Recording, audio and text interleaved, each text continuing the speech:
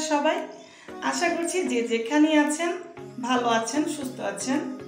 আমিও বেশ ভালো আছি আপনাদের দোয়াতে। আবারও চলে আসলাম নতুন আরেকটি ভিডিও নিয়ে। আজকে আপনাদের সাথে শেয়ার করব ঢেঁড়স ভর্তা।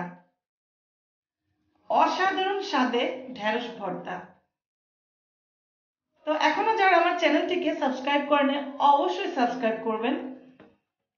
যারা অলরেডি করে দিয়েছেন তাদেরকে অসংখ্য ধন্যবাদ আমার পাশে থাকার জন্য। তো চলুন দেখা যাক আমি কিভাবে আজকে ঢেঁড়স ভর্তা তৈরি করি। আমি এখানে নিয়ে নিয়েছি অল্প পরিমাণ ঢেঁড়স। ঢেঁড়সটা একদম কচি।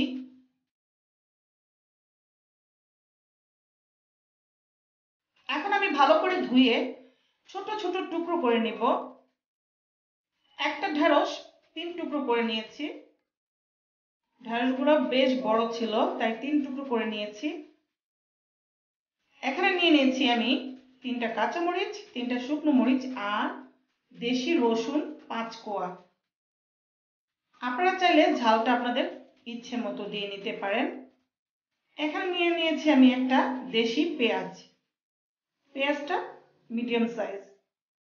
এখানে নিয়েছি আমি খাঁটি সরিষার তেল।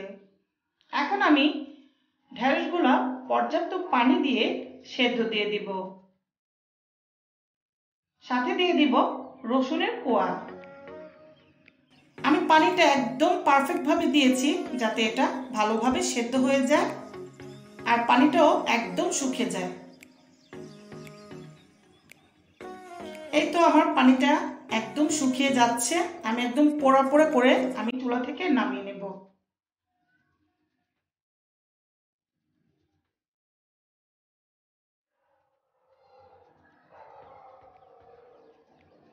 এখন একটা প্যানে সামান্য পরিমাণ সরিষার তেল দিয়ে দিব।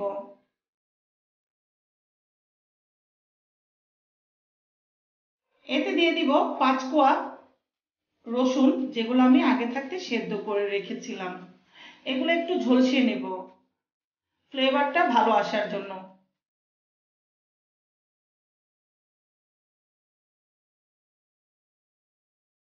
এখন আমি একটা সাইডে রেখে দিব। এগুলো ঝলসানো হয়ে গিয়েছে। এখন আমি দিয়ে দিব শুকনো মরিচ আর কাঁচা মরিচ। এগুলো ভালোভাবে আমি ভেজে নিব।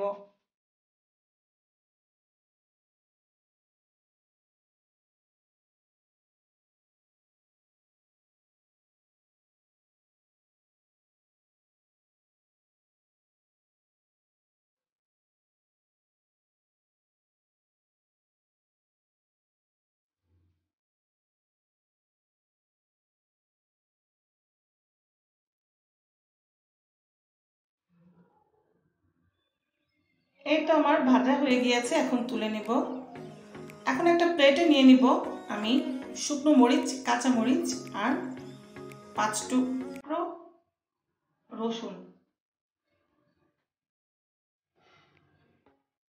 সামান্য পরিমাণ লবণ দিয়ে নিলাম।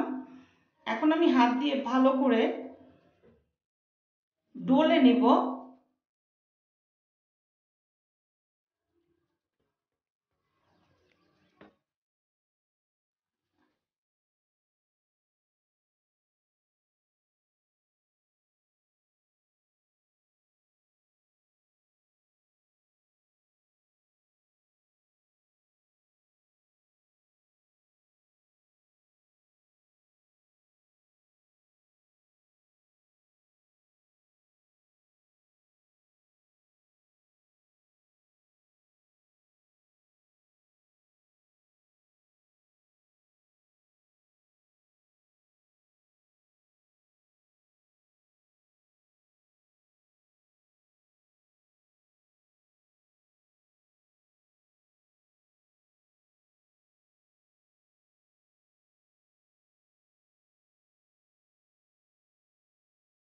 এখন আমি পেঁয়াজটা এখানে অ্যাড করে দিব। পেঁয়াজটা একটু ভালো করে ডলে নিব।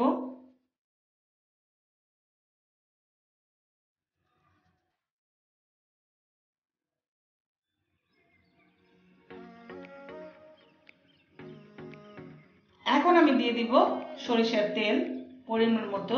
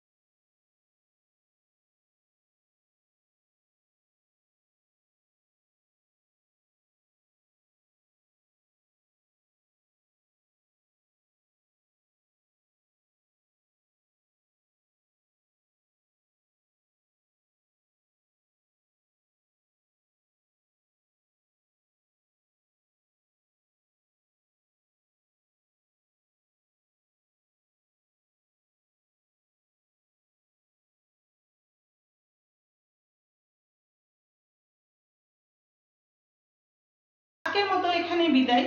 সবাই ভালো থাকবেন, সুস্থ থাকবেন। আল্লাহ হাফেজ।